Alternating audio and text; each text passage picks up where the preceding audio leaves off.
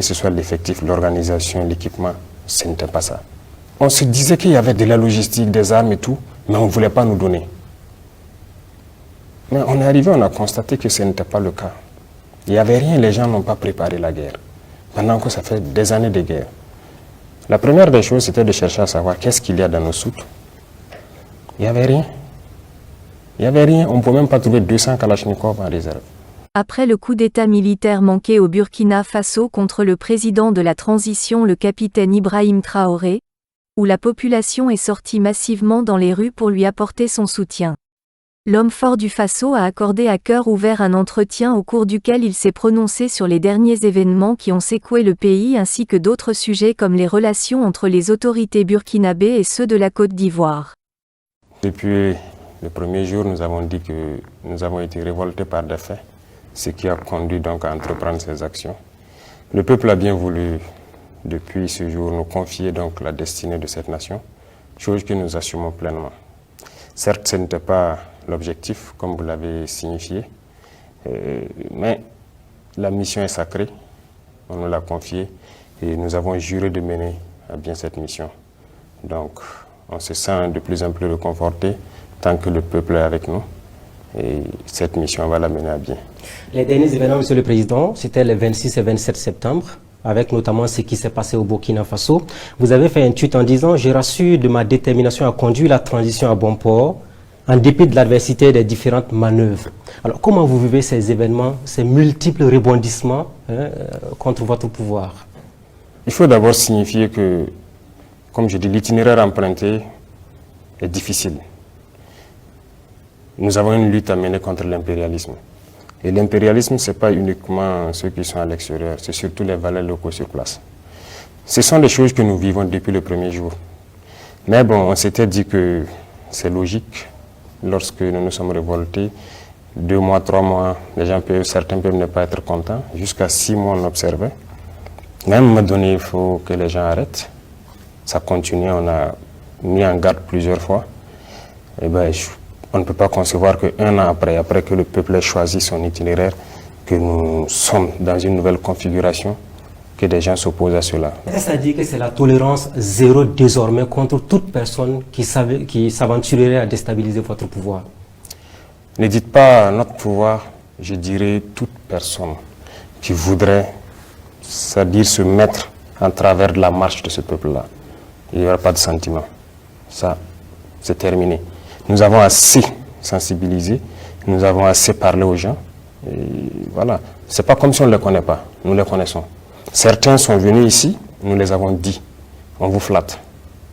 L'impérialisme n'a pas d'amis. Peut-être que certains se sentent obligés parce qu'ils ont peut-être des serments qu'ils ont prêtés avec les impérialistes et il les faut aller au bout. C'est fini. C'est fini. Monsieur le Président, des sous-officiers, des officiers aujourd'hui, est-ce que toutes ces arrestations ne montrent pas qu'il y a un malaise au sein de notre armée au Burkina Faso? Pas de malaise. Ce sont des individus manipulés. Voilà.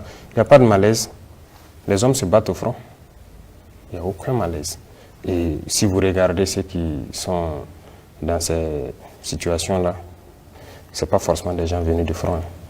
Donc des Burkinabés se battent. On ne peut pas concevoir que d'autres qui sont à l'arrière, ils se permettent de rentrer dans certains projets. Et en fait, il faut reconnaître que les impérialistes, ils sont très malins. Ils peuvent prendre quelques individus avec qui ils traitent, et ces individus se sentent obligés d'aller au bout parce qu'ils sont menacés aussi. S'ils ne vont pas au bout, c'est qu'ils ont pris ou bien les serments qu'ils ont prêtés avec eux, ils auront des problèmes. Mais ils vont embarquer d'autres personnes dedans. C'est peut-être que les gens soient intelligents. Mais voilà, il n'y a pas de problème majeur. Tout le monde ne sera pas d'accord, mais ça fait partie. Excellence, l'un des gros sujets d'intérêt pour la population, c'est bien la question sécuritaire, la sécurité et la défense. Une année après, le Burkina qui continue d'essuyer de lourdes attaques, comme on l'a vu à Conakry il y a quelques semaines.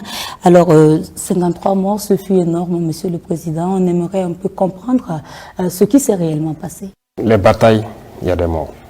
Mais 53, on trouve ça trop. Sûrement que quelque chose n'a pas fonctionné. Les enquêtes sont en cours aussi. S'il y a des choses qui n'ont pas fonctionné à notre niveau, qu'on puisse régler ça rapidement. Mais il faut reconnaître que Combri, c'était une action audacieuse. C'était très audacieux parce que c'est une zone qui a été abandonnée, qui était sous contrôle terroriste.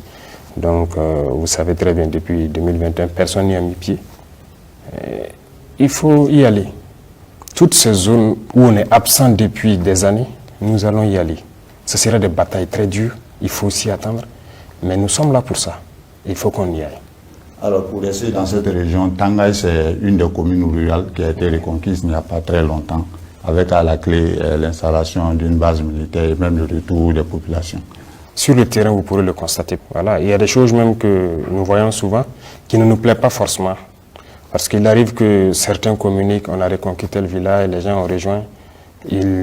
Peut-être que d'autres personnes contestent ça, notamment sur vos plateaux télé. Mais ça constitue des victoires pour vous. C'est symbolique en termes de victoire pour vous, naturellement.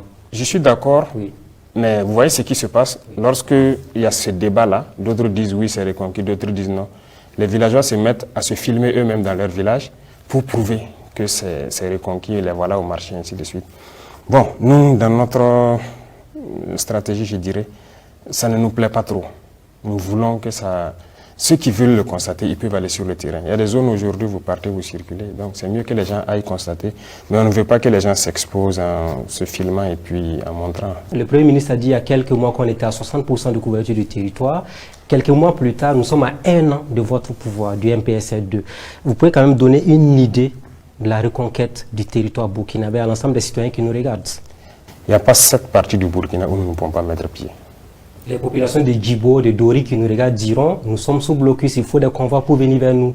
Oui, même si demain nous sommes à 100%, on fera peut-être des escortes. On va protéger nos itinéraires. Parce que c'est une guérilla, c'est une guerre. 2, 3, 4 individus sortent et voilà, commettent des dégâts sur quelques camions et puis ils disparaissent. Et voilà, donc on va toujours protéger nos itinéraires, on va toujours escorter nos commerçants et tous ceux qui se déplacent. Alors, l'une des plaintes, c'est le temps que ça met. Je prends l'exemple de la ville de Nouna qui a été ravitaillée rien que le mardi, mais là, on a mis pratiquement 1 mois pour ravitailler cette localité-là. Bon, peut-être le délai est dû peut-être aux conditions du terrain. Avec la saison, peut-être c'est pas facile. Et la planification des missions, donc dans ces situation-là, ce n'est pas aussi simple. Mais ce sont des choses qu'on va rattraper. Alors, Excellence, une année après votre arrivée au pouvoir, est-ce que, au regard de la configuration des choses dans la lutte antiterroriste, vous êtes toujours dans la pensée que les armes seules suffisent à vaincre le phénomène? Nous ne sommes pas dans les armes seules. Nous sommes dans la communication aussi, n'est-ce pas? On a fait comprendre que nous connaissons le problème et que les gens devraient s'abstenir de se lancer donc dans ces mouvements-là, parce qu'on sait ce qui a amené les gens à prendre les armes, éventuellement à rejoindre les camps de ces criminels-là. Ça, c'est de la communication. On a assez communiqué pour les dire de se soustraire de cette lutte-là, parce que nous savons ce qui a amené ça. Voilà. On a sensibilisé beaucoup, ça fait une partie. Les armes, ça fait bien sûr partie, mais il y a le développement aussi. Donc nous avons lancé les deux volets en même temps. On crée de l'emploi, on crée des opportunités. C'est ça l'objectif. Est-ce que les Burkinabés qui ont pris des armes contre leur pays, vous êtes prêts à faire des démarches, même si elles sont souterraines, parce que le retour de la paix n'a pas de prix? Démarches souterraines, je ne vous sais pas. parlez des négociations éventuellement ou des dialogues avec certains Burkinabés? On ne les connaît pas. Qui les connaît? On ne les connaît que lorsqu'ils apparaissent avec les armes et voilà. Donc, on ne sait pas avec qui on va dialoguer. C'est pour ça justement qu'on parle sur les antennes, pour que chacun puisse comprendre que ce n'est pas la bonne formule et qu'ils doivent arrêter. Mais si les gens ne déposent pas les armes, voilà, on passe par la manière des armes aussi. Alors, il y a environ 5 mois, vous disiez que la guerre était au stade de l'introduction. Alors, à ce jour, la guerre est à quel niveau? Je dirais qu'on est toujours à l'introduction, parce que l'équipement qui doit venir, ça commence un peu. On n'est même pas à 10% d'abord. La guerre n'a pas encore commencé? Nous sommes à l'introduction, comme on l'a dit. Les opérations sont plus aériennes et souvent aéroterrestres. Nous avions beaucoup de soucis. Que ce soit l'effectif, l'organisation, l'équipement, ce n'était pas ça. On se disait qu'il y avait de la logistique, des armes et tout, mais on ne voulait pas nous donner. Mais on est arrivé, on a constaté que ce n'était pas le cas. Il n'y avait rien, les gens n'ont pas préparé la guerre. Pendant que ça fait des années de guerre. La première des choses, c'était de chercher à savoir qu'est-ce qu'il y a dans nos soutes. Il n'y avait rien. Il n'y avait rien, on ne peut même pas trouver 200 Kalachnikov en réserve. Pour l'ensemble du territoire burkinabé? Bien sûr. 200 Kalachnikov? Il n'y en avait pas en réserve dans les soutes. Ok. On a envoyé des missions à aller vérifier. Vous pouvez aller, vous êtes des journalistes, allez-y au niveau du matériel, vous les demandez en octobre qu'est-ce qu'il y avait, quelle quantité de munitions il y avait. On ne pouvait pas communiquer. Ce n'était pas nous en son temps qui allons sortir et dire ok, nous on croyait que, mais c'est pas ça, c'est une information qu'on donne aux terroristes. Il fallait s'équiper, être à un niveau. Aujourd'hui, je peux le dire, parce que nous avons au moins 10 000 fois peut-être cette quantité aujourd'hui. Donc, Excellence, quand pourrons-nous véritablement estimer le début de cette guerre? Ça a débuté, comme je l'ai dit, parce qu'il y a eu quand même de l'équipement qui est venu, nous sommes à l'introduction. Voilà, donc vous devez attendre le développement maintenant? Oui, ne vous en faites pas. Vous ferez partie des grosses missions dans les jours à venir. Avec plaisir, Excellence. Je voudrais qu'on reste là-dessus une fois encore. Vous avez dit au début, c'était des petits problèmes logistiques et de considération de la vie humaine. Est-ce qu'une année après, vous maintenez les mêmes propos? Je dirais même, pire que ça. Parce que nous n'avons pas compris comment on n'a pas pu s'équiper, avoir un minimum pour faire la guerre. On était très surpris de voir qu'on n'avait rien. Même le côté logistique, les gens quittent, lorsque vous voulez organiser des opérations dans un groupement, vous quittez Kaya ou Bobo pour venir à Ouagadougou. Vous gagnez quelques 5-7 pick-up, vous êtes content, vous repartez, vous faites, et vous venez réintégrer ici. Aujourd'hui, aucun groupement ne vient à la portion centrale pour chercher ses moyens. Ils ont tous leurs moyens, ils font leurs opérations. C'est en un an. N'est-ce pas l'occasion pour vous de faire la lumière sur l'audit au niveau des forces armées? Parce que vous avez dit qu'il n'y avait rien. Tout cet argent qu'on investissait, finalement, dont on parlait, est-ce que vous êtes prêt à faire toute la lumière? Parce qu'il faut quand même faire un audit pour comprendre pourquoi on n'avait pas des armes alors qu'on était en guerre depuis près de 7 ans.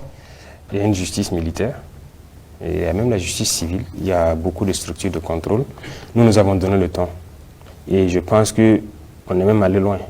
Vous avez vu entretenir une réorganisation dans la justice militaire. Est-ce que vous avez cherché à comprendre ce qui s'est passé? On va même réorganiser parce qu'il y a des dossiers qui sont là-bas. On dit qu'il faut que ça avance vite. Il faut que les Burkinabés sachent ce qui se passe. Les officiers milliardaires en question, vous en avez parlé. Est-ce que vous allez les traquer jusqu'à leur dernier retranchement afin qu'ils rendent au peuple ce qu'ils ont pris indûment? Ce que je souhaite même, ce n'est pas les officiers seulement qui sont fautifs dans cette affaire. Il y a des militaires et il y a des civils. Vous savez très bien. Vous savez qu'il y en a qui ont été découverts, mais est-ce qu'ils ont été jugés? Rien. Allez-y aussi demander à la justice, faites vos enquêtes, demandez-leur quelle est la situation. Parce que je pense que lorsqu'il y a des situations comme ça, il y en a même qui ont... Voilà, il y a des structures de lutte contre la corruption qui ont porté plainte contre certains individus dans ce pays, allant dans ce cadre-là, mais il n'y a rien eu, non. Excellence, on va s'intéresser également à celle au sein de l'armée. C'est un aspect qui vous tient à cœur, mais il y a également un volet important sur la cohésion et l'entente au sein de cette armée. Bien avant votre arrivée, plusieurs observateurs avaient fait cas de division et de gestion clanique au sein donc de notre armée. Mythe ou réalité? Et si réalité, est-ce que vous êtes parvenu à restaurer la cohésion? Ce que je vous dis, la question de cohésion, il faut le prendre sur plusieurs angles. D'abord, on a dit une armée qui combat par, nous on aime dire par cotisation, c'est compliqué. Quand on dit unité, je pense que c'est du français. L'unité, ça fait un. Mais l'armée, c'est des unités. Mais on n'avait pas d'unité en tant que telle. Juste quelques unités constituées. Donc il fallait se réorganiser. Aujourd'hui, nous avons plusieurs bataillons. Des hommes qui sont ensemble, qui se connaissent très bien et qui travaillent ensemble. Ça déjà, la cohésion commence par ça. Lorsque vous êtes ensemble, vous vivez ensemble, vous affrontez les terrains ensemble, vous ne pouvez qu'être unis. Donc nous sommes dans cette phase et tous les combattants sont unis. Ils sont dans des unités et ils sont en bonne cohésion. Ce que vous entendez un peu par-ci par-là des problèmes de cohésion, je dirais que ce n'est pas des problèmes en tant que tels. Voilà, c'est des individus. Vous savez, il y en a qui ne croient pas du tout qu'on peut aller nous-mêmes. Pour vous dire clair, lorsque nous avons décidé de nous séparer de certains partenaires, il y a des officiers qui ont carrément écrit, les fiches sont là. D'autres sont venus nous voir, on ne va pas tenir un mois. Tant que en fait, ils sont pessimistes, ils ne croient même pas en eux. Donc ces gens vont véhiculer des messages. Voilà, en ville et tout, il y a problème de cohésion, on n'est pas d'accord avec ça. Non, on tient. Quel avenir pour la gendarmerie nationale? Comme vous êtes là, vous pouvez le dire publiquement devant les citoyens. Elle va exister, il n'y aura pas de projet éventuellement au niveau de la gendarmerie? Qu'est-ce que la gendarmerie a fait de mal? S'il y a des individus à la gendarmerie qui font du mal au peuple, ils vont répondre. Voilà. Si demain c'est toute la gendarmerie, je ne peux pas vous dire aujourd'hui. Mais pour l'instant, c'est quelques individus à l'intérieur de la gendarmerie qui sont manipulés. Donc vous le rassurez, la gendarmerie ne sera pas dissoute comme le disent certaines langues. Qui vous a dit ça? Beaucoup de choses se disent. C'est une guerre de communication, c'est une guerre psychologique. Donc, vous savez, les gens sont très intelligents dans le mauvais sens. Voilà, c'est des fuites en avant. Ils s'imaginent ce qu'on va faire si jamais. Voilà, donc je dirais aux gens de ne pas s'intéresser à ces propos-là. Voilà, on sait ce qui se passe. C'est des gens qui sont intelligents, mais dans le faux montage. Les détachements militaires burkinabés, on en parle, Excellence, parce qu'il y a eu des attaques. On a des victoires aussi, c'est la guerre avec des défaites aussi. Quel est le point des détachements militaires actuellement au Burkina Faso? Le point, c'est-à-dire au niveau du maillage du territoire. Oui, les détachements ont toujours existé, mais le maillage, je ne parlerai pas des détachements, c'est le nouveau redécoupage. Nous avons redécoupé en 6 groupements et nous avons souhaité que les groupements soient autonomes, ce que nous essayons de faire en moyens logistiques, armes, munitions, tout. C'est pourquoi je vous disais tout à l'heure, aujourd'hui un groupement pour faire ces opérations n'a pas forcément besoin de venir à l'arrière pour demander quoi que ce soit. Ils ont tout le nécessaire à leur niveau, ils sont autonomes carrément. Sur le côté financier, ils sont vraiment autonomes. Voilà, donc c'est ça le plus important et chaque groupement gère les détachements. Ils peuvent déplacer certains détachements ou créer d'autres. C'est eux qui repositionnent pour savoir en fonction des couloirs d'infiltration et tout, où est-ce qu'ils vont se positionner. Excellent. Je vais vous poser une question sur les soldats. Est-ce que vous avez prévu d'améliorer leurs conditions opérationnelles sur le terrain, que ce soit sur le plan matériel, mais sur le plan financier également? Sans vous mentir, moi j'ai un rêve pour le soldat. Et je vais vous dire clairement, ce sont des gens qui se sacrifient pour cette patrie-là. C'est ce qu'on a essayé de faire pour les VDP, améliorer un peu. Vous savez que le soldat aujourd'hui, sa solde indiciaire, ce n'est pas ça. Nous tous, nous sommes soldats. Hein. Et à la retraite, il y a des soucis. Ce sont des choses. On veut faire la guerre, récupérer nos terres et exploiter nos ressources. Et je pense que quand l'économie se portera mieux, on va revoir la condition du soldat. Il faut qu'il vive bien et qu'à sa retraite, il puisse vivre dignement. Voilà, même les questions de logement et tout, on y réfléchit, on a déjà beaucoup de plans. Et pour ce qui concerne également les VDP? Nous avons déjà fait un petit effort. Je pense que les VDP, ils n'étaient pas payés à ce coût-là. Vous étiez à 20 000, vous êtes passé à 60 000 aujourd'hui. Voilà, c'est largement au-delà du SMIC. Et on compte aller plus loin. Voilà, mais je dis, tout dépend de la situation économique du pays. Plus on reconquiert et qu'on arrive à entretenir l'économie, voilà pourquoi je dis les deux vont ensemble. On va améliorer leurs conditions. Les VDP, ce sont des gens, c'est des civils comme vous, qui ont quelques jours de formation, mais ils acceptent d'aller se sacrifier. Mais est-ce que vous avez prévu d'améliorer au moins, parce que les familles des VDP aussi commencent à donner de la voix sur cette question-là? Oui, c'est des réflexions qui sont en cours, même les 10 millions de soldats, c'est des réflexions qui sont en cours. Vous voulez augmenter ça maintenant pour les familles? Pas question d'augmenter, il faut réfléchir à l'emploi. J'ai vu des reportages où les familles se font la bagarre pour ça. Et c'est pas intéressant et on connaît aussi beaucoup de familles de soldats tombés qui peinent à pouvoir rentrer parce qu'il y a des conflits. Ça, ce n'est pas intéressant. Il faut qu'on réfléchisse à une formule pour que ça puisse bénéficier à la famille du soldat. Et on va réfléchir à la même formule pour les familles des VDP. Une formule juste qui ne va pas heurter les sensibilités africaines parce qu'il ne faut pas que l'argent soit objet de division. Excellence, l'opinion s'intéresse également à la coordination du travail sur le terrain entre FDS et VDP parce que de plus en plus, on a le sentiment que les VDP tombent beaucoup plus au front. Et l'opinion aimerait savoir comment est-ce que tout ceci est organisé. Il y a une bonne collaboration. Pour la plupart du temps, tout se passe très bien. Ils évoluent ensemble. Voilà. C'est quelques localités où il n'y a pas de... C'est rare qu'il y ait des localités où il n'y a pas de FDS. Soit il y a la police, il y a la gendarmerie, il y a des localités où il y a l'armée.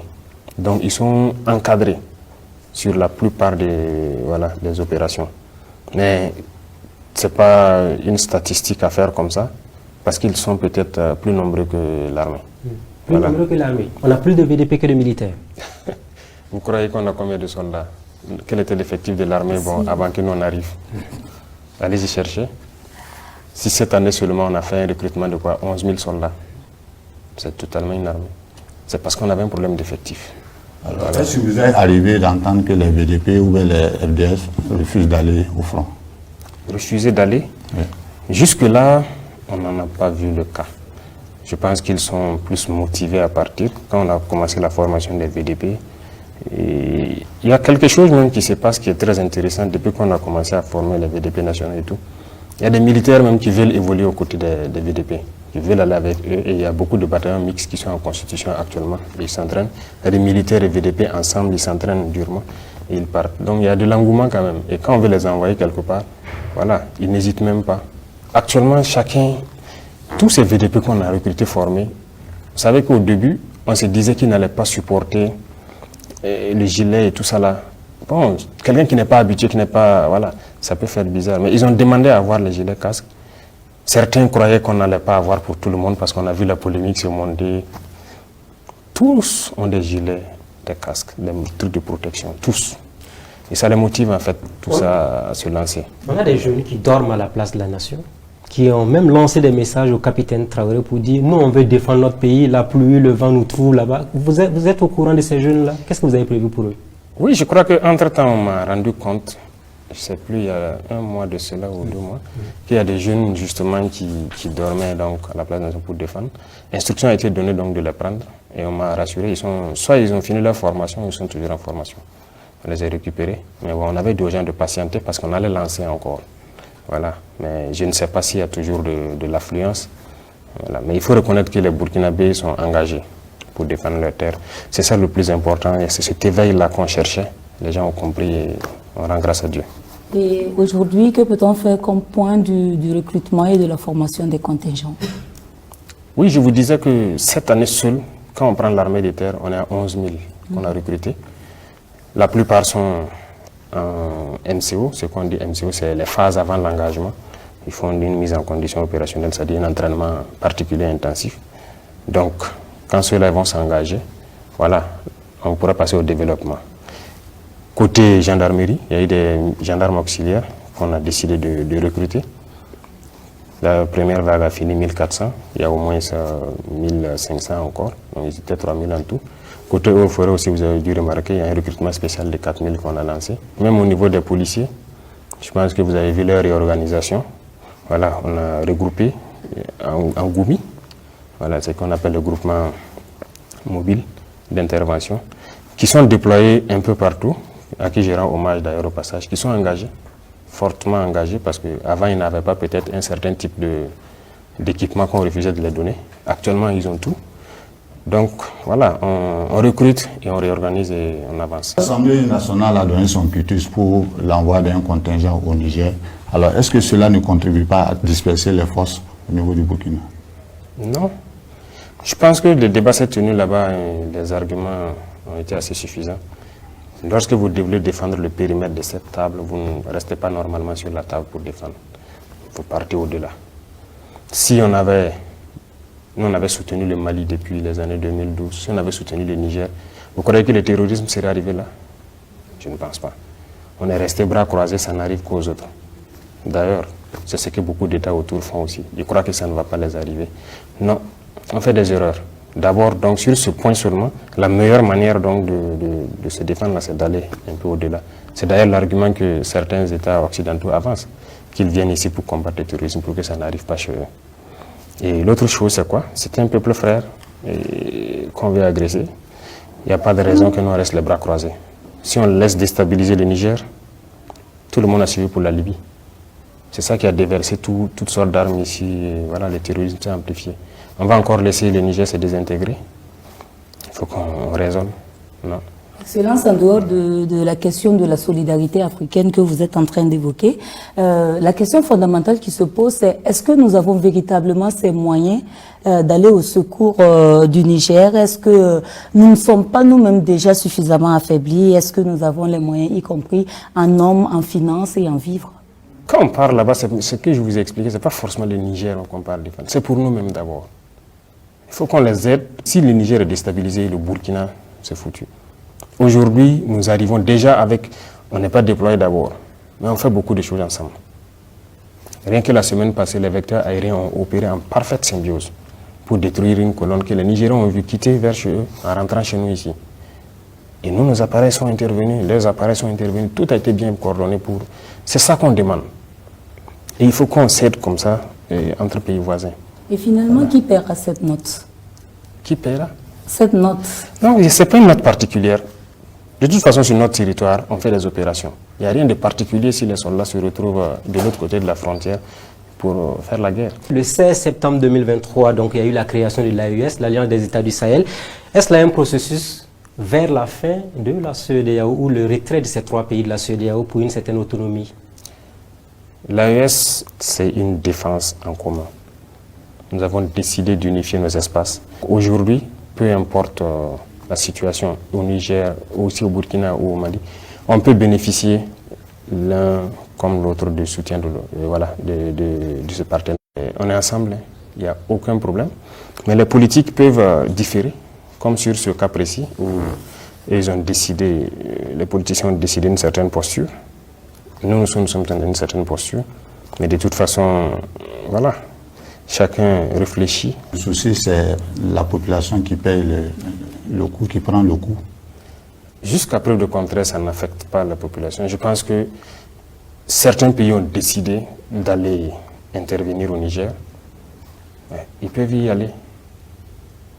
Ça n'affecte pas la population. Nous avons aussi décidé de protéger nos frères nigériens. Donc, on va renforcer leur armée en cas d'agression. Voilà, c'est le peuple nigérien que nous... Parce que lorsqu'il y a une agression armée, il y a forcément des dommages. Et voilà pourquoi nous disons que nous soutenons l'armée du Niger pour protéger leur population, parce que c'est leur, c'est leur mission principale. Le cas ivoirien, toujours un instant, Monsieur le Président. Est-ce que depuis que vous êtes président, vous avez reçu du matériel ou de l'argent de la Côte d'Ivoire? De quoi? De l'argent ou du matériel de la Côte d'Ivoire, de façon transparente? Alors, du matériel, oui. Il était question de faire une opération à nos frontières communes. On n'avait pas assez d'armes pour équiper notamment toutes les unités qui étaient là-bas, parce que nous on avait des commandes, mais on avait des soucis. C'est en ce moment, je pense que donc, les autorités ivoiriennes ont décidé de nous venir donc, en appui. Pas de contribution financière de la Côte d'Ivoire vers le Burkina? Contribution financière, ça serait la bienvenue. Je pense qu'on a un fonds de soutien patriotique. Si, de relations de coopération avec un pays. Si demain... Est-ce que vous pouvez nous dire qu'il n'y a pas de nuage entre les autorités burkinabées et celles de la Côte d'Ivoire de façon pragmatique? Nous avons vu certaines sorties et nous essayons nous-mêmes de comprendre. Jusqu'à preuve du contraire, je ne pense pas que les autorités burkinabées ont fait des sorties pour agresser verbalement ou quoi que ce soit les autorités ivoiriennes. Mais nous avons vu par contre des sorties d'autorités ivoiriennes. On a vu les sorties du président de l'Assemblée, on a vu beaucoup d'autres choses qui malheureusement ont parlé du Burkina négativement, mais nous n'avons pas répondu. Voilà, parce que nous avons jugé que c'est des opinions d'individus, mais ce n'est pas l'opinion du peuple ivoirien. Voilà, donc on a décidé, mais jusqu'à preuve de contraire, ici, il n'y a pas une seule autorité qui a fait une sortie parlant de la Côte d'Ivoire. Une lucane sur les Burkinabés qui vivent en Côte d'Ivoire. Vous, en tant que président, est-ce que vous avez un message à leur adresser? Parce que beaucoup sont intéressés à rentrer au pays pour lutter, pour défendre le territoire ou encore financièrement apporter leur contribution. Beaucoup sont déjà rentrés, qui sont sur le terrain. Et, comme vous dites financièrement, beaucoup ont contribué.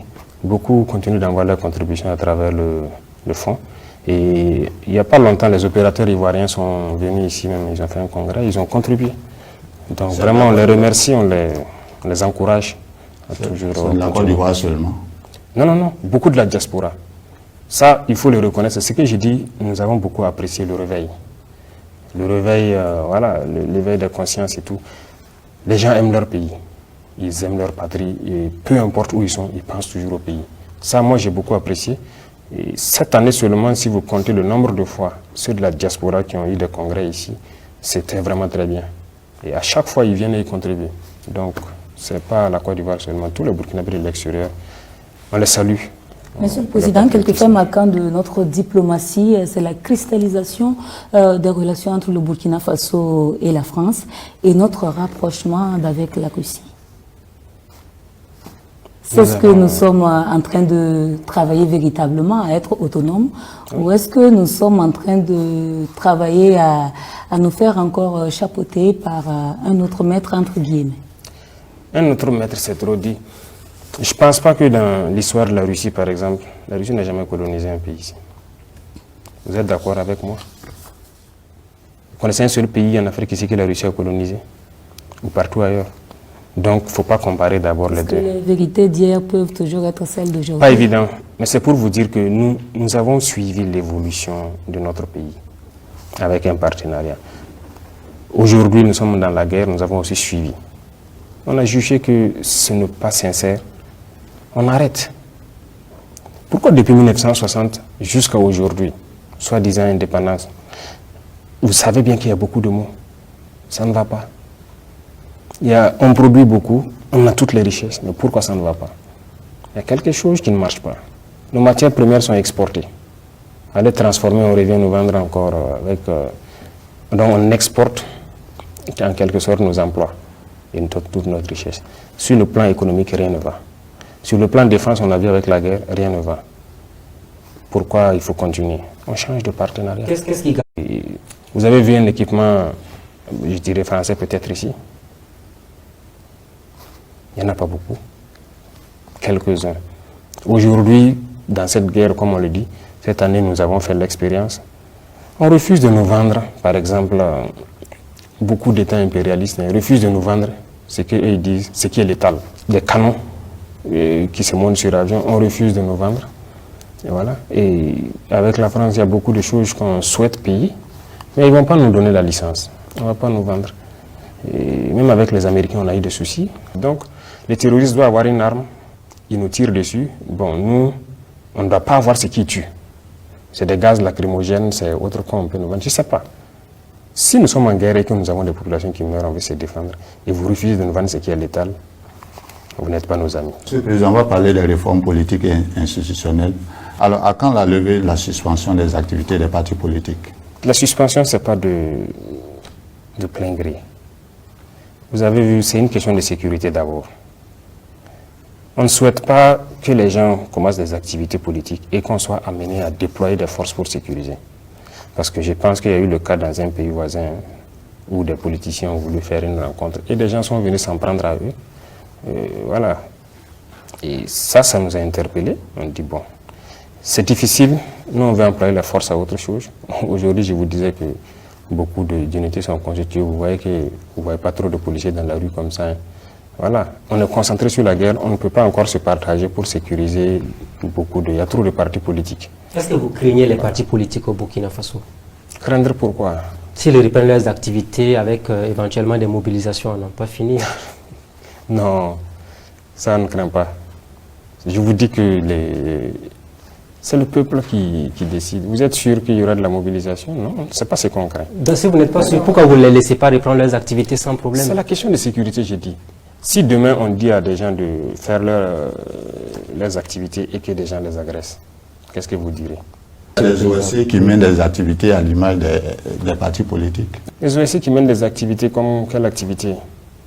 Il y a des organisations de la société civile qui soutiennent les marches, comment on appelle ça? Les meetings là? Les meetings et autres. Vous êtes sûr que c'est des OSC?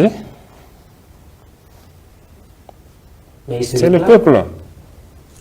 Parce que quand vous dites OSC, ce sont généralement des gens qui ont peut-être, voilà, tout le papier. ressenti général est qu'il y a peut-être du 2 poids 2 mesures.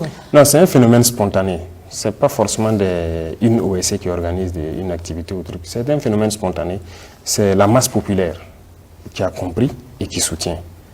Donc là, c'est autre chose.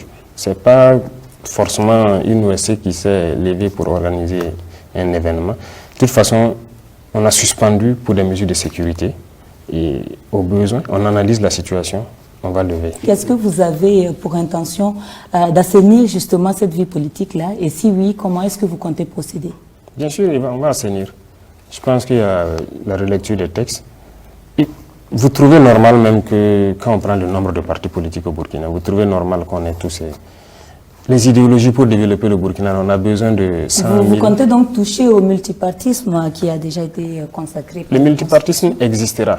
En tout cas, il y aura des conditions pour pouvoir exercer. Et ceux qui rempliront les conditions exercent. Monsieur le Président, il y a des gens qui manifestent tout le temps, qui vous soutiennent.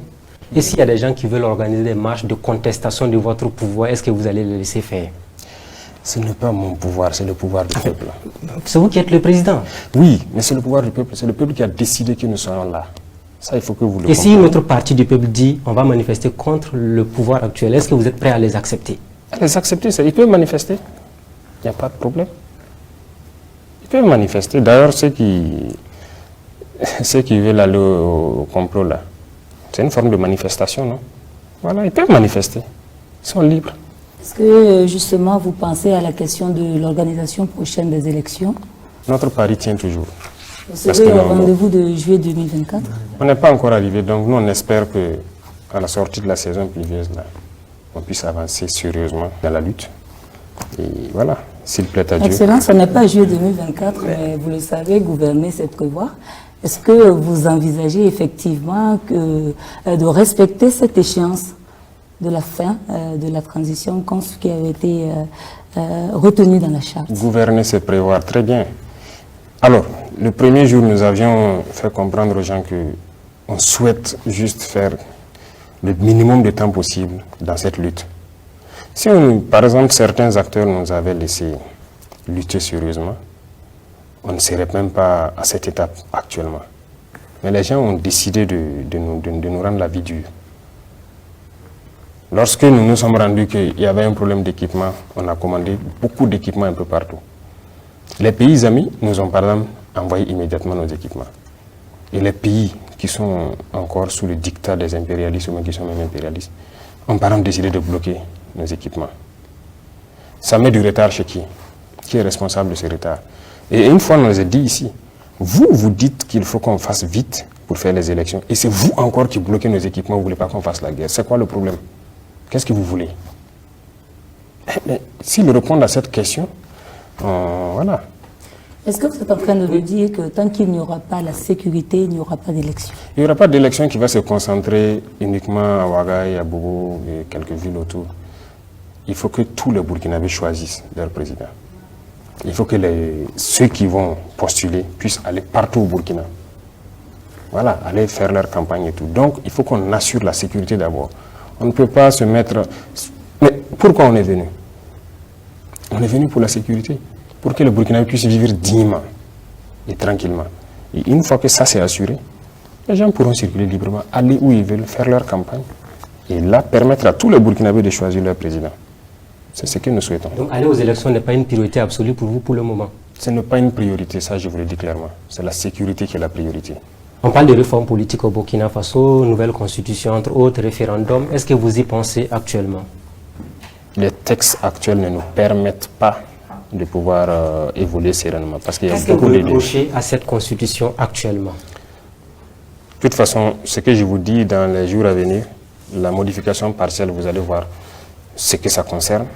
Et on va toucher à un volet. Nous sommes en Afrique. Oui. Peut-être vous ne trouvez pas, nous imaginons par exemple que les différentes confessions au Burkina, les sages, toutes les représentations des différentes ethnies ou tout ça là, vous ne trouvez pas qu'ils puissent donner un avis dans les décisions qui doivent être prises? Parce que cette constitution, c'est uniquement l'avis d'une poignée de personnes éclairées. Mais la masse populaire là, ils ne comprennent pas forcément ce qui se passe. Donc nous souhaitons par exemple faire des ouvertures. Voilà.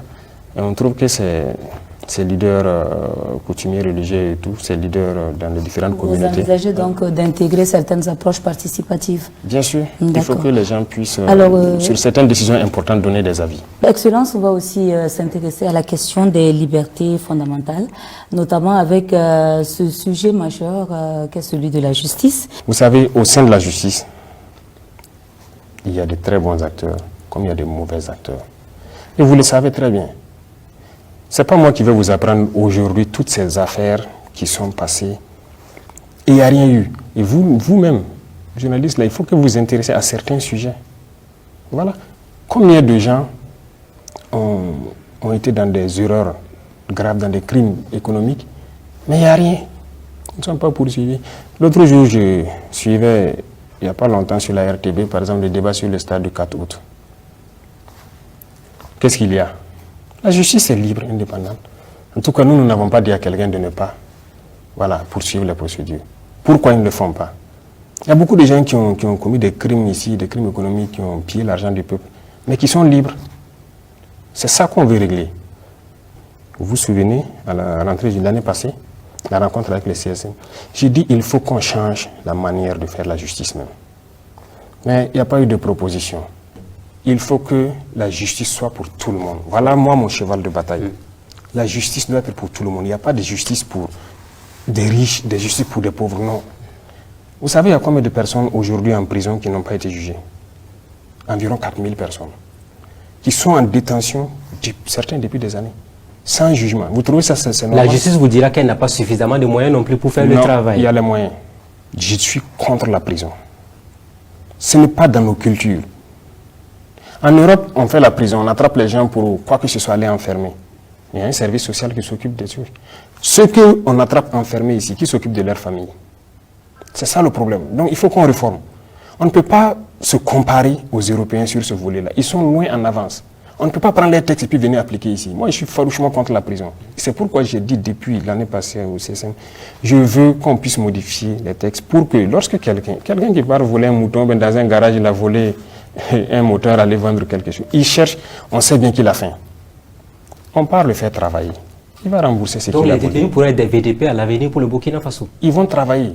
Si dans les prisons, les gens commencent à vous dire, nous voulons aller nous battre pour la nation, vous êtes prêts à libérer ces bras valides-là qui sont dans nos prisons pour aller lutter pour le territoire? Mais ils vont aller, ça dépend de ce qu'il a fait. Si ce n'est pas un criminel. Okay. Parce que j'ai dit la prison, c'est pour ceux qui tuent. C'est-à-dire les criminels. Et quand on dit criminels, il y a les criminels, les tueurs en série. Il y a aussi ceux qui font les gros crimes économiques. C'est les criminels parce que par leur faute, des gens meurent.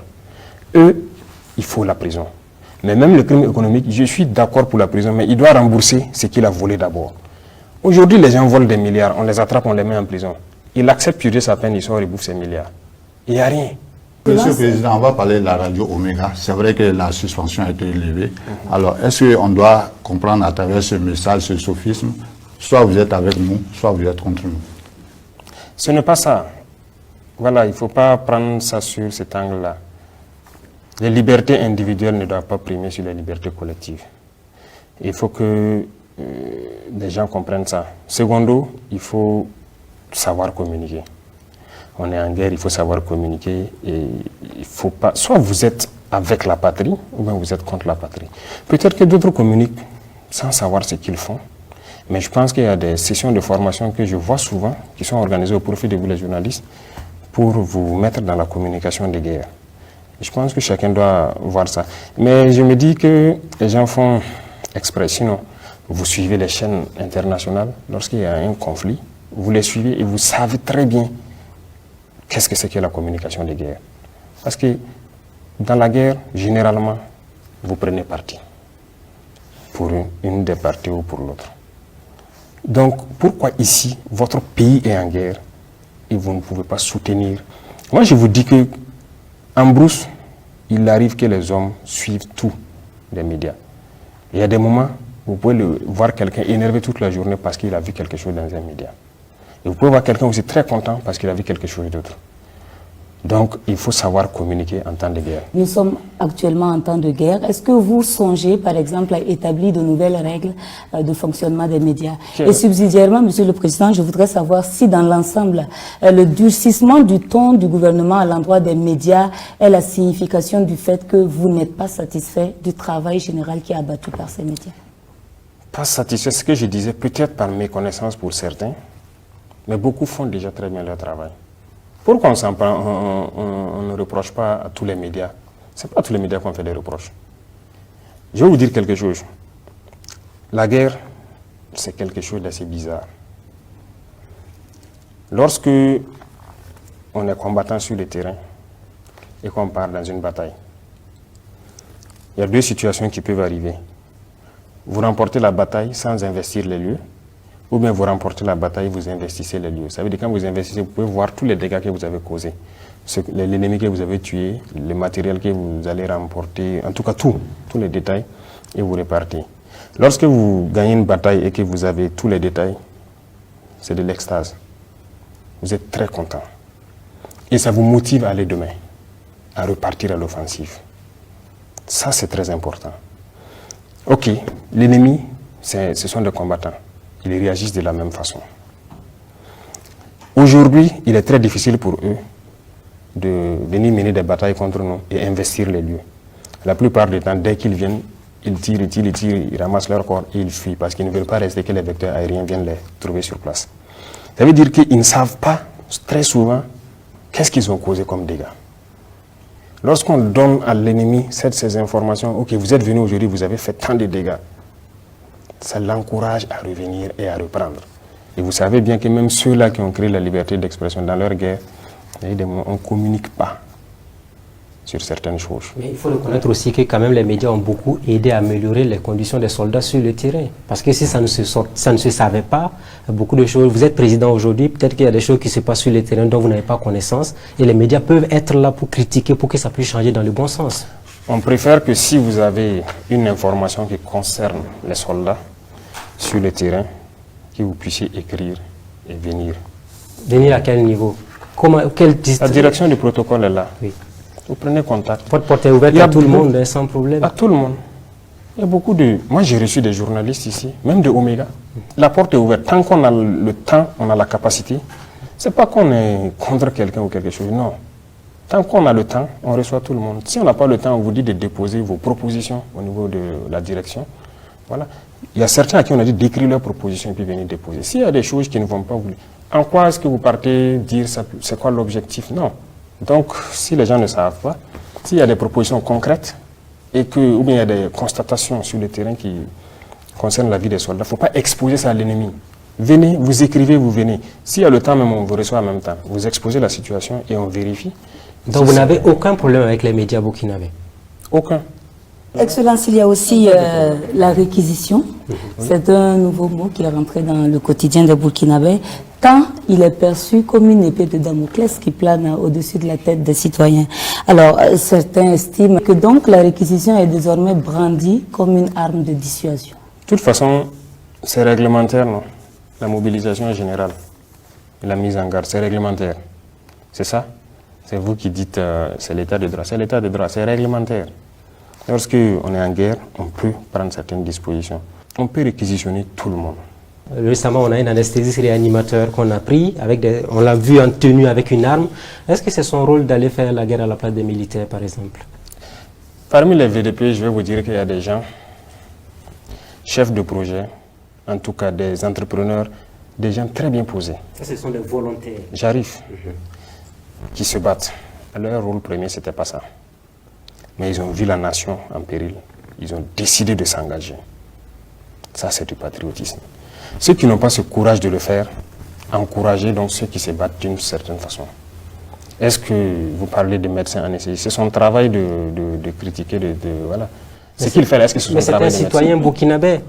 C'est même pas critiquer, c'est souvent des injures, des débordements. C'est son travail.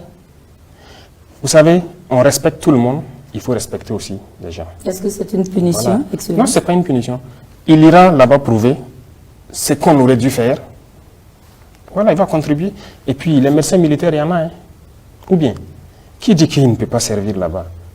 Voilà pourquoi on tient à ce qu'il soit même entraîné au maniement un peu des armes avant de partir. Donc, sinon, tout le monde peut s'attendre du jour au lendemain à être réquisitionné pour aller au front. S'il le faut, tout le monde ira. On va parler d'économie, relance, création d'emplois et engagement patriotique. Et pour venir à bout de l'idée terroriste, Excellence, vous l'avez dit, il faut de l'argent pour développer le pays aussi. Vous avez donc initié un fonds de soutien patriotique. À ce jour, est-ce que vous êtes satisfait de l'engagement des citoyens?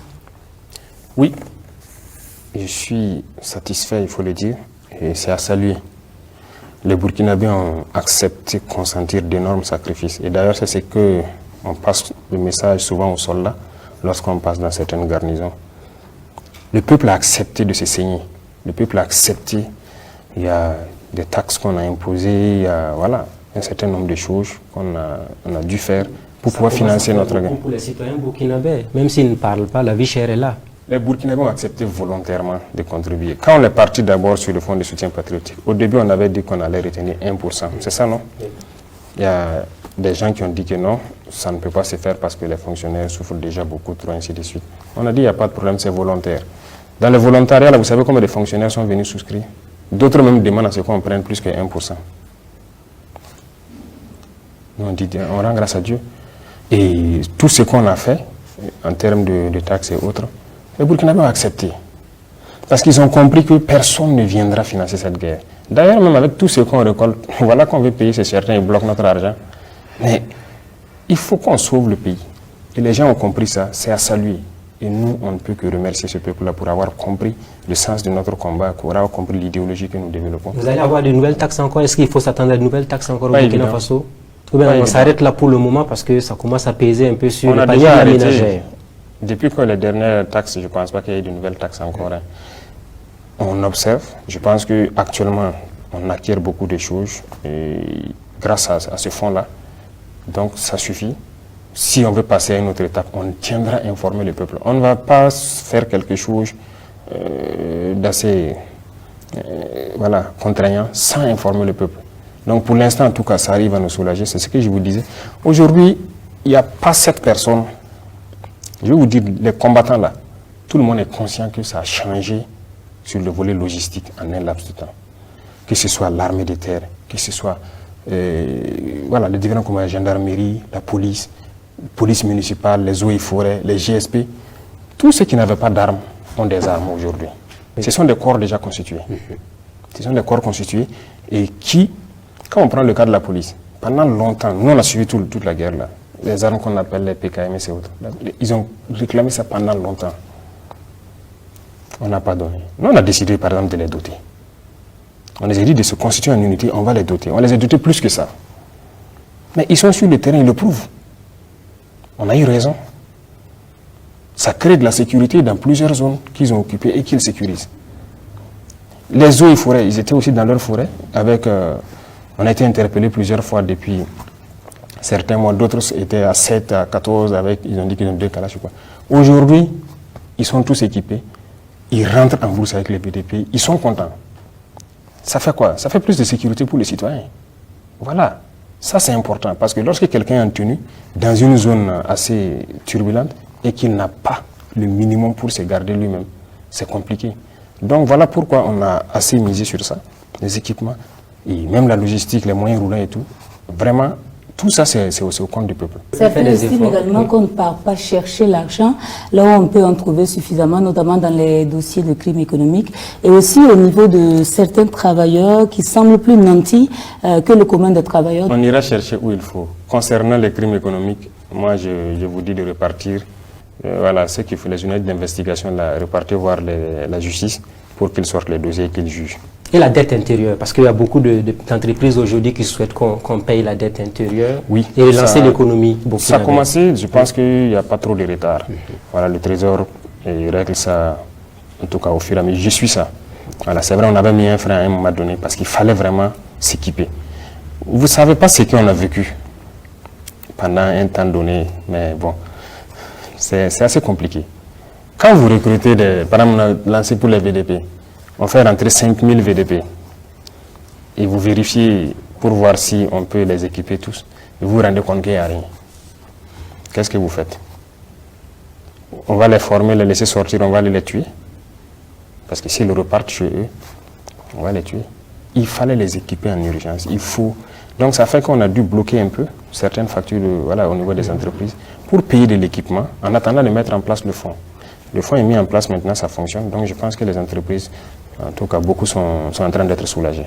Oui, mais certaines entreprises demandent à ce qu'elles soient exonérées de certaines taxes compte tenu de la situation. Exonérées? Non. D'abord, même les taxes que nous on a instituées, la plupart, quand ce soit la boisson ou autre, la téléphonie, ce n'est pas les entreprises, hein. C'est les citoyens qui payent. Pour l'instant, on n'a pas touché une entreprise proprement dite. C'est les citoyens qui payent. Lorsqu'on a augmenté le prix de la boisson, c'est augmenté chez vous aussi, non? Bien sûr. Vous avez mis également en place l'actionnariat populaire en appelant à l'engagement de tous. Et récemment, vous étiez à Bobo pour la pose de la première pierre d'une usine de transformation de la tomate. Peut-on en déduire que l'initiative se porte bien? Oui. Une fois de plus encore, moi je dis, on rend grâce à Dieu que les gens aient compris l'esprit qui est derrière cette idéologie-là. Les déventions ont parlé beaucoup de ça, d'autres ont voulu initier, mais c'est un système qui a été combattu. Pourtant, c'est un système qui marche. Nous, ça nous fait mal de voir aujourd'hui.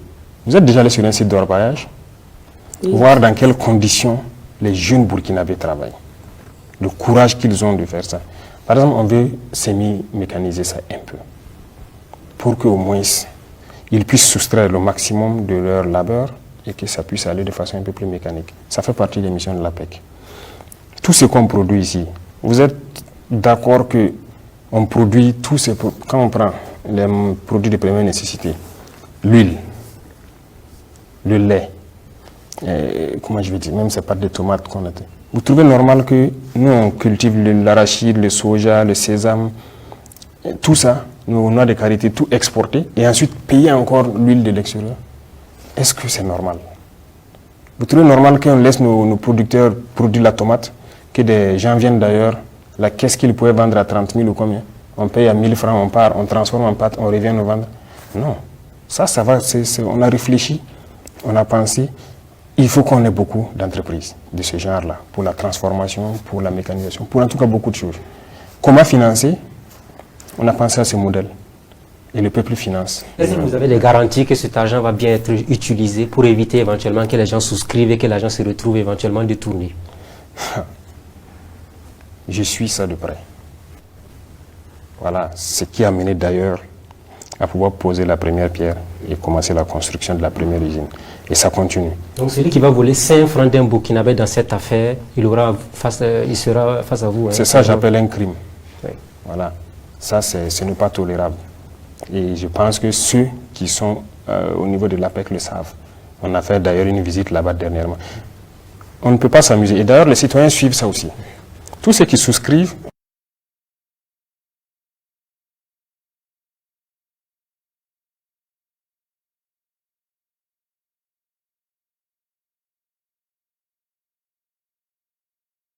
d'ailleurs, au-delà de nos attentes, en termes de superficie qu'on voulait emblaver et tout, et les militaires et les pays participent.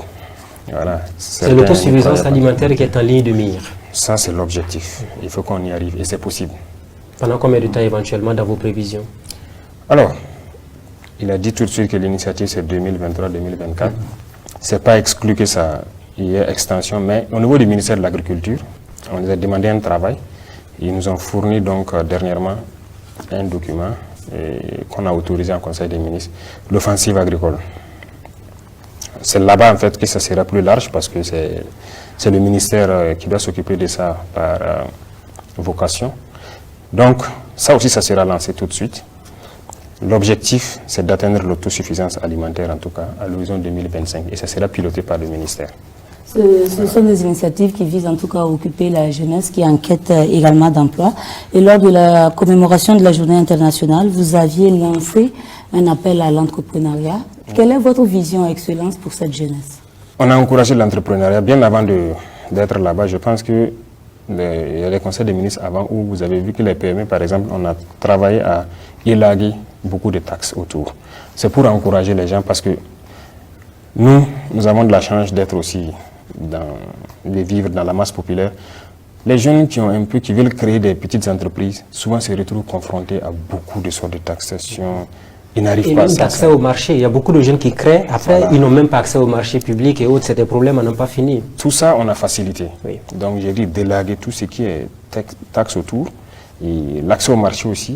Et voilà, on a facilité beaucoup de choses actuellement. On continuera de le faire, c'est pour encourager les jeunes à entreprendre et pouvoir les accompagner. Et d'ailleurs, dernièrement, c'est ce qui a amené à rencontrer donc les banquiers là, où on les a demandé, on attend toujours, qu'ils nous fassent des propositions. Même s'il faut que l'État puisse trouver des garanties pour que les jeunes puissent avoir les prêts à des taux vraiment acceptables dans les institutions financières pour se lancer. Il le faut. Sinon, si on ne va rien changer... Mais certains jeunes aussi ont eu à prendre des prêts, ils n'ont jamais remboursé. Il y en a qui ont pris des prêts pour faire autre chose. Est-ce que vous allez vous doter de toutes les garanties pour éviter également ces mêmes erreurs de par le passé qui ont été commises? C'est vrai, c'est réel. Il y en a qui ont pris, bon, peut-être par inconscience ou truc, mais on mettra tous les garde-fous. Et puis surtout, il faut les accompagner. Il ne faut pas juste donner un prêt et puis bon, le laisser comme ça. Il y a beaucoup, actuellement donc au ministère de la Jeunesse, il y a des fonds qui donnent les prêts. Dès le début, on a demandé donc la situation des fonds. On a vu réellement qu'il y a beaucoup de prêts non remboursés. Voilà. Donc, nous avons dit de mettre un mécanisme en place, de sorte que lorsque les jeunes viennent pour demander les fonds, il faut les aider d'abord à bien modeler leur projet. Une fois que ça c'est fait, il faut les accompagner.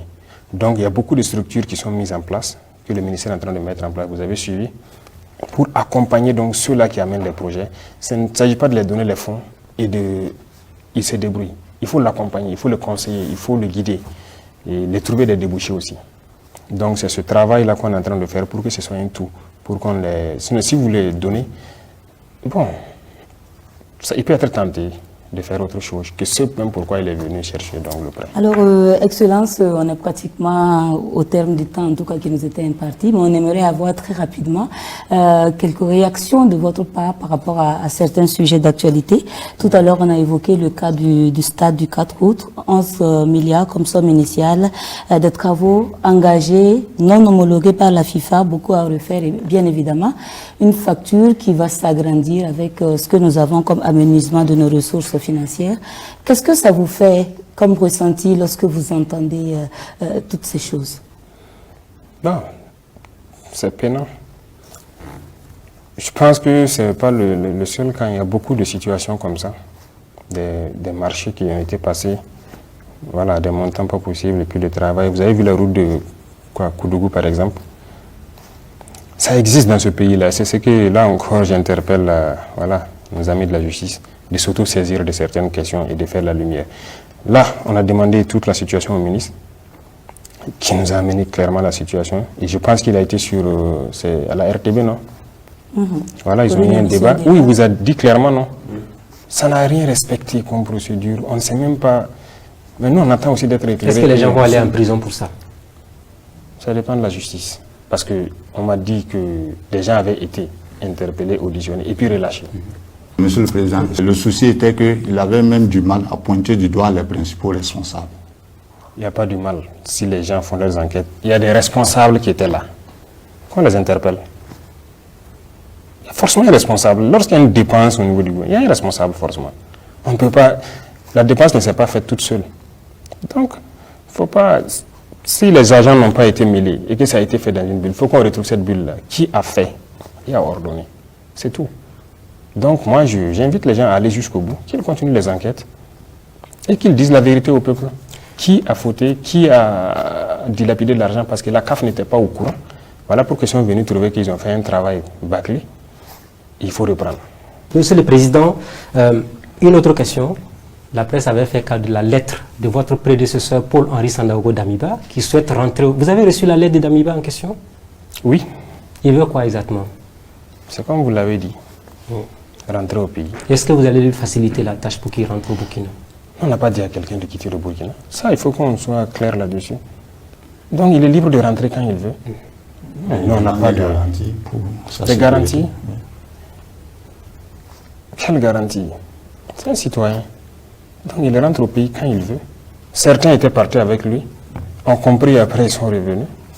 Mais lui aussi peut revenir quand il veut. Une année après votre arrivée au pouvoir, est-ce que on peut espérer à ce que vous fassiez, vous procédiez à la mise en place d'un gouvernement d'union nationale?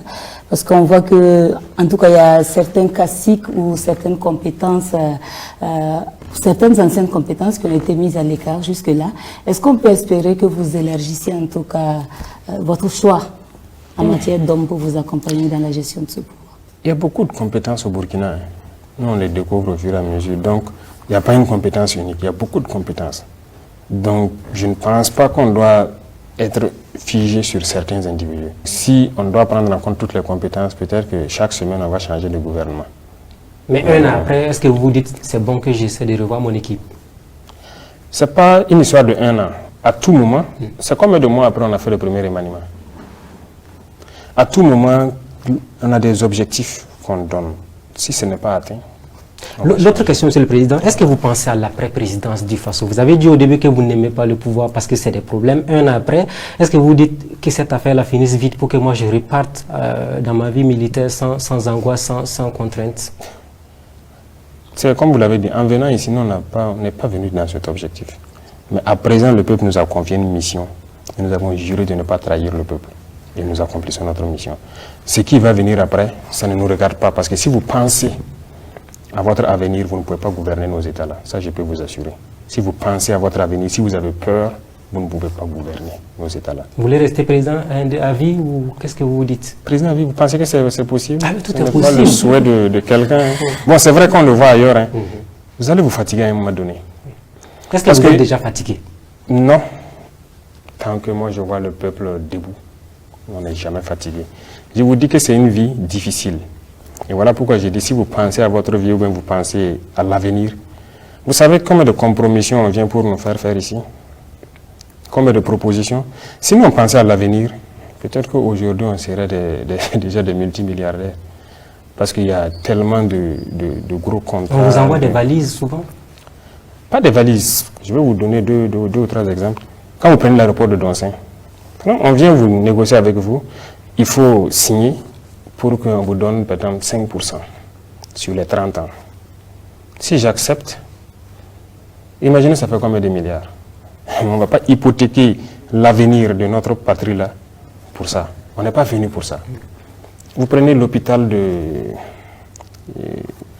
radiothérapie là, c'était mort, c'était fermé. Bogodogo. Voilà. Pendant qu'on on nous a aidé à avoir ça pour soigner les cancers ici. Voici des choses où on a eu des propositions. Et puis c'est des Burkinabés, hein, des milliardaires burkinabés qui sont venus nous faire des propositions voilà. Si on les donne pour qu'ils en fassent une clinique, on aura, c'est sur toute la vie, hein, tel pourcentage dedans. On dit non, nous on veut réouvrir ça pour que ça serve aux Burkinabés. On a eu beaucoup de visites, on a eu beaucoup de propositions. On dit on ne veut pas. Et c'est réouvert actuellement. On soigne gratuitement les cancers des enfants. Cancer de prostate et des seins, c'est gratuit. C'est les autres cancers qui sont payants. Il y a beaucoup d'autres cas comme ça. Donc c'est pour vous dire, si vous pensez à l'avenir, vous, votre propre avenir, vous ne pouvez pas diriger nos États. Il y a la pression. On vous fait toutes sortes de pressions, des menaces, du tout. Mais nous sommes là pour le peuple. Donc vous avez des insomnies au quotidien? Insomnie? Pas d'insomnie. Parce que nous n'avons pas peur. Vous n'avez pas peur? Non. Excellence, une année après être arrivé dans le fauteuil présidentiel, d'adresser un mot à l'ensemble de la population avant qu'on ne referme donc ce temps d'échange. Le mot qu'on peut adresser, c'est remerciement. Remerciement pour la confiance placée en nous et remerciement pour la confiance placée à l'idéologie que nous sommes en train de développer. Remerciement pour leur esprit panafricain, parce qu'il faut reconnaître que le peuple, si nous sommes dans un esprit de révolution panafricaine et que le peuple soutient, ils sont dans le même esprit. Donc nous ne pouvons que les remercier pour tout ce qu'ils font. C'est une confiance qu'on a. Sinon, on n'aurait pas lancé l'APEC et puis avoir des souscriptions. On n'allait pas lancer des fonds de soutien et avoir des souscriptions. Le peuple a eu confiance en nous. On peut les rassurer que nous n'allons jamais briser cette confiance. Et on ne peut que les remercier et les demander de rester en veille et surtout de rester à l'écoute des vraies informations qui puissent provenir donc, voilà, de nous. Et parce qu'il y a souvent trop de fausses rumeurs qui peuvent amener les peuples à commettre l'irréparable très souvent. Et donc, ce qu'on peut donner comme conseil, c'est de faire attention aussi à ces réseaux sociaux et qu'on continue à se faire confiance. Lorsqu'il y a une information qui est là, on pourra le leur donner clairement et qu'on puisse avancer sereinement dans la construction de notre patrie là, voilà, avec tout le monde.